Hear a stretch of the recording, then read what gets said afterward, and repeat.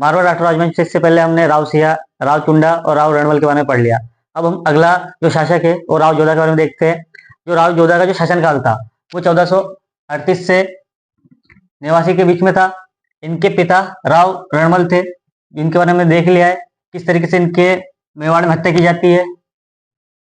फिर जब राव रणवल की हत्या हुई तो ये अपने परिवार के साथ मेवाड़ में ही थे, तो वहां से राव जोधा बक्कर काहुनी नामक स्थान में पहुंचा, जहां पर उनकी भेंट हड़बू से हुई। ये उस समय राजस्थान के प्रसिद्ध संत थे। जब इनके साथ इनकी भेंट हुई तो हड़बू जी ने इनको एक कटार भेंट की और इनको आगे जीतने के लिए प्रेरित किया। तो इससे प्रसन्न होकर राव जोधा ने इनको बेंगटी नामक एक जागीर प्रदान की, जहां पर हड़बू जी रहकर गायों की सेवा किया करते थे। अब जब राव जोधा हड़बू जी के आशीर्वाद लेके गया, फिर वह मंडोर में आक्रमण करता है। मंडोर में आक्रमण करता है तो बार बार वो हार जाता है। मंडोर को किस तरीके से जीता था कि राव जोधा मंडोर पर बार बार आक्रमण करता था, तो क्या हुआ, वो हर बार हार जाता था कि मंडोर जो था वो क्या था, सेंटर में था और आसपास भी बहुत सारी रियासतें होती थी। तो वो हर बार जब भी आक्रमण करता तो हार जाता। तो एक बार क्या हुआ, राव जोधा हार के जा रहा था तो उसे बहुत भूख लगी थी। तो भूख लगने के बाद वो पास में एक झोपड़ी थी, वो देख के उसके अंदर गया। जो अंदर गया तो ऊपर एक बूढ़ी महिला बैठी हुई थी। तो उसने कहा कि मुझे जोर से भूख लगी है, तो खाना मिल जाता तो अच्छा होता। तो जो महिला होती है, बूढ़ी महिला, तो उनको क्या देती है, खिचड़ा बना के देती है। तो खिचड़ा जो बना के देती है तो खिचड़ा के बीच में वो घी डाल देती है। तो जब राव जोधा भूखा था तो जल्दी जल्दी में वो बीच में हाथ दे देता है, तो उसका हाथ जल जाता है। तो देख के वो बूढ़ी महिला कहती है कि तू भी राव जोधा के जैसा क्या है, मूर्ख है। मतलब उस महिला को पता नहीं था कि राव जोधा था, क्योंकि देखा नहीं है, नाम सुना ही था। तो उन्होंने कहा कि तू भी राव जोधा की तरह क्या है, मूर्ख है। तो यह सुन के राव जोधा ने कहा, कैसे राव जोधा मूर्ख कैसे है। तो उन्होंने कहा कि देख, राव जोधा क्या करता है, बार बार आता है मंडोर पर आक्रमण करता है, और मंडोर तो सेंटर में ही है तो हार जाता है। तो तूने भी जैसे बीच में हाथ दिया वैसे हाथ जल गया। तो क्या करना चाहिए, राव जोधा को कोने कोने से या साइड साइड से इलाके को जीतना चाहिए, तब जाकर मंडोर पर आक्रमण करना चाहिए। तो राव जोधा ने इस चीज यहाँ से दो चीजें सीखी, एक तो मंडोर कैसे जीता जाए, और दूसरा क्या है, जो एक खिचड़ा है वो उसको कैसे खाया जाए। मतलब साइड साइड से अगर हम खाएंगे या साइड साइड से हम अगर जीतेंगे तब जाकर हम कहाँ पहुंच जाएंगे, सेंटर में। तो इस कहानी ने राव जोधा को मंडोर जीतने में प्रेरणा दी थी। मंडोर पे अधिकार करने के बाद एक संधि की जाती है आवल बवल की। ये संधि राव जोधा और राव राणा कुंभा के बीच में की जाती है। ये संधि 1453 में होती है और इसकी मध्यस्थता कौन करता है, हंसाबाई। ये हंसाबाई राव जोधा के बुआ थे और हाशिया चरण द्वारा इस संधि को किया जाता है। संधि के तौर पर मंडोर पर राव जोधा का अधिकार हो जाता है और मारवाड़ और मेवाड़ में मित्रता हो जाती है। और इन दोनों की मित्रता के बाद एक मुख्य केंद्र बनाया जाता है मेवाड़ और मारवाड़ का, वो है राव सोजत। सोजत में मुख्य केंद्र रखा जाता है। तो मेवाड़ से एक व्यक्ति जाते हैं पदमचंद, ये मारवाड़ जाते हैं और मारवाड़ में एक सागर का, एक तालाब का निर्माण करते हैं। वो तालाब था पदम तालाब का निर्माण करते हैं। उस समय कवि थे गाडंत प्रसाई। इन्होंने, इनके अनुसार कहा जाता है कि जब राव जोधा मेवाड़ पहुंचे तो जिस जगह पर रणवल की हत्या हुई थी वहां पर जाके उन्होंने क्या किया था, उस जगह को प्रणाम किया था। तो ये इनके अनुसार माना जाता है कि जिस जगह पर रणवल की हत्या हुई थी उस जगह पर जाकर प्रणाम करते हैं। राव जोधा द्वारा निर्माण किए गए कुछ कार्य, एक तो मेहरानगढ़ का दुर्ग बनाया, फिर चामुंडा माता मंदिर का निर्माण कराया, उसके बाद पदमसर तालाब का निर्माण कराया, फिर 12 मई 1469 को जोधपुर नगर की स्थापना की। जोधपुर नगर की स्थापना के बाद जोधपुर को अपनी राजधानी बनाई। इससे पहले उनकी राजधानी अलग थी, इन्होंने जोधपुर को अपना राजधानी बनाया मंडोर के स्थान पर। अब जोधा के 5 पुत्र थे, एक बीका, नीबा, दूधा, सुजा और राव सातल। राव सातल इसके बाद अगले राजा बनते हैं। तो इनकी एक पुत्री थी सिंगा देवी, इनका विवाह राणा कुंभा के साथ कराया गया था। फिर जो इतिहासकार थे GH ओझा, इन्होंने राव जोधा को सामंत प्रथा के वास्तविक संस्थापक बताया। मतलब उस समय जो सामंत व्यवस्था प्रचलती थी या जो प्रथा इन्होंने शुरू की थी सामंतों के बारे में, तो उन्होंने वास्तविक रूप से इसको फैलाया था। फिर कर्नल टोड के अनुसार जो मारवाड़ राठौर थे ये उसमें सबसे पराक्रमी परक्रमी राजा थे शुरुआती। फिर गोपीनाथ शर्मा के अनुसार मारवाड़ राठौर राजवंश के वास्तविक संस्थापक थे। हमने देखा था कि संस्थापक तो कौन थे, राव सिया थे। अब सिया के बाद राव चुंडा को भी संस्थापक माना गया था वास्तविक, लेकिन गोपीनाथ शर्मा के अनुसार क्या थे, जो मारवाड़ के जो वास्तविक संस्थापक थे वो राव जोधा को माना गया, क्योंकि सबसे परक्रमी शासक थे। इन्होंने नए साम्राज्य या नई रियासत की स्थापना की और आगे तक बढ़ाया। हमने देखा है राव सतल के पिता कौन थे, जोधा। अब इन्होंने एक युद्ध किया था, कोसाणा का युद्ध। कब किया था? 1492 में। अब इस युद्ध किस किस के बीच हुआ? एक तो राव सातल ने युद्ध किया, किसके साथ? घुड़ला खां के खिलाफ। घुड़ला खां जो था वो एक हाकिम खां जो अजमेर के थे उनके सेनापति था।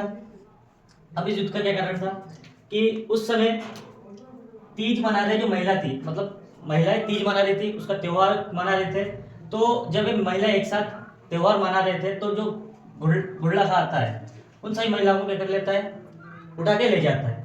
जब ये बात गांव वालों को पता चलती है तो गांव वाले क्या करते हैं, सातल के पास चले जाते हैं और कहते हैं कि ऐसा ऐसा घुड़ला खां आया था और हमारे गांव की महिला को उठा के ले गया। तो उसके बाद राव सातल ने महिला को बचाने के लिए ये घुड़ला खां के साथ युद्ध किया। उस युद्ध को किसके नाम से जाता है? कोसाणा के युद्ध के नाम से जाना जाता है। इस युद्ध में राव सातल लड़ते हुए इनकी मृत्यु हो गई थी। इसी युद्ध में मृत्यु भी हो गई थी, लेकिन उन्होंने इन सभी महिलाओं को सुरक्षित ले आए थे। तो इसके उपलक्ष्य में क्या होता है, एक त्यौहार मनाया जाता है, घुड़ला त्यौहार। घुड़ला त्यौहार मनाया जाता है। ये कब मनाया जाता है? शीतलाष्टमी से गणगौर तक मनाया जाता है। और एक नृत्य भी किया जाता है, घुड़ला नृत्य। इसमें क्या किया जाता है कि जो मटके होते हैं उसको छेद किया जाता है, और मटकों को छेद करके, जैसे मटका हो गया उनको छेद किया जाता है, छेद करके उसमें दीपक रखा जाता है और उसको सिर पर रख के नृत्य करते हैं। तो वो घुड़ला नृत्य इसी के आदि मनाया जाता है। और घुड़ला त्यौहार भी इसी युद्ध के त्यौहार में मनाया जाता है कि किस तरीके से राव सातल ने महिलाओं को बचाया था। तो आज भी राजस्थान के इस क्षेत्र में या पश्चिमी क्षेत्र में घुड़ला त्यौहार और घुड़ला नृत्य प्रसिद्ध है और राव सातल की याद में किया जाता है। अगला हमारा शासक है राव सुजा। इनका शासनकाल 1492 से 1515 के बीच में रहा। यही जोधा के पुत्र थे। तो इस समय राव बीका ने इनके ऊपर आक्रमण किया था। अब राव बीका इनके भाई थे, हमने पहले देख रखा है। तो राव बीका ने आक्रमण किस लिए किया था? कारण था राजकीय चिन्ह प्राप्त करना। अब इसको हम देखते हैं कि आक्रमण करने का क्या कारण था। एक बार क्या हुआ, राव सुजा दरबार में थे, वो मंत्रियों से बात कर रहे थे। उस समय राव बीघा जो था अपने चाचा के साथ कुछ बात कर रहा था। तो राव सुजा को बुरा लगा। उसने कहा कि ऐसा ही क्या जरूरी बात है कि कोई नया रियासत बनाना चाहते हो, ऐसा कोई जरूरी बात होगा। तो राव बीका ने इस बात को नाराजगी के तौर पर ले लिया और फिर वहाँ इस जो मारवाड़ है इस रियासत को छोड़ दिया। छोड़ने के बाद ये नई रियासत बनाने के लिए चले गए। तो जब हम बीकानेर के राजवंश के बारे में पढ़ेंगे तब बीका की कहानी आई किस तरीके से उन्होंने स्थापित किया था। तो बीकानेर के क्षेत्र में चले गए, उन्होंने राज्य स्थापित किया। राज्य स्थापित करने के बाद उनको एक राज्य की चिन्ह दिया जाता था। तब तक उन्हें राजा की उपाधि नहीं मिलती थी। तो इसलिए राव बीका ने राव सुजा के समय क्या किया था, आक्रमण किया। कारण था राजकीय चिन्ह प्राप्त करना। राजकीय चिन्ह प्राप्त किए बिना वो राजा की उपाधि निर्धारण कर सकते थे। तो आक्रमण किया तो इसके समझौता कराया। जो जसमाहाड़ी थी उन्होंने इन दोनों के बीच में समझौता कराया और राव बीका को राजकीय चिन्ह दे दिया। और बीका जो था उसने बीकानेर नगर की स्थापना की थी और जहां पर अपना शासन शुरू किया था। जैसे कि हमारा राव गंगा, इनके पिता का नाम बागा था। इनके बारे में इतिहास की जानकारी बहुत कम है। ये पौत्र थे राव सुजा के। अभी हमने देखा राव सुजा जो शासक थे, उनके बाद राव गंगा बना। इनका कार्यकाल 1515 से लेकर 1531 के बीच में रहा। इसने अपने शासनकाल में क्या क्या कार्य किए? जो पहला कार्य जो था, जो खानवा का युद्ध लड़ा गया था 1527 में, उन्होंने सांगा की सहायता के लिए 5000 सैनिक भेजे थे मालदेव के नेतृत्व में, उनकी सहायता के लिए कि खानवा का युद्ध जीत सके। इसके बाद उन्होंने एक खुद युद्ध किया था, सेवगी का युद्ध। 1529 और 30 के बीच में इन्होंने युद्ध किया। ये युद्ध राव गंगा और दौलत खां के बीच में होती है और इनकी सहायता राव जेतसी देते हैं और दौलत खां की सहायता करते हैं राव शेखा। इस युद्ध में विजय राव गंगा की होती है, ये इस युद्ध में जीत जाते हैं। लेकिन इस युद्ध में जो मेड़ता था वो राव गंगा को सहायता प्रदान नहीं करते हैं। तो सहायता प्रदान नहीं होती है तो राव गंगा मेड़ता पर आक्रमण करके क्या कर लेते हैं, अधिकार कर लेते हैं। अब इनकी जो मृत्यु हुई थी, इनकी मृत्यु हुई थी इनके पुत्र द्वारा। इनके पुत्र ने इनकी हत्या कर दी थी। मालदेव को मारवाड़ का पितरहंता भी कहा जाता है। पितरहंता मतलब पिता की हत्या करने वाला। तो प्रथम शासक थे मालदेव, जिन्होंने अपने पिता की हत्या की थी। अब हत्या करने का क्या कारण था, कुछ इतिहासकारों का अलग अलग विचार था। जीएच ओझा के अनुसार क्या क्या कहते थे कि जो मालदेव जो था वो महत्वाकांक्षी शासक था, तो उसने अपने